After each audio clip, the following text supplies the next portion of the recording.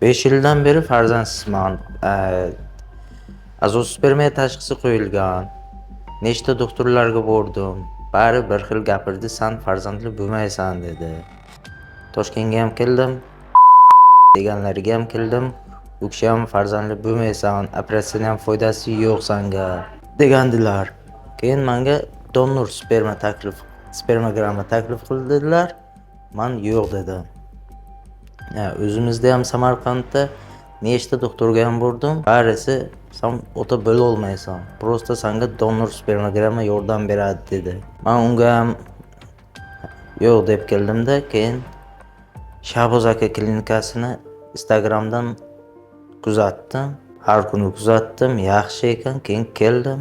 Sizlarga ham tavsiya qilaman. Boshqa joylarga borib yotmanglar. Mana Shahboz akaning qo'li yengil ekan. Kelinglar, sizlar ham xursand bo'lib ketasizlar inshaalloh. Ko'ngilni so'ndirmaslik kerak-da, ishonib kelish kerak. Ishonib kelsa hammasi zo'r bo'ladi.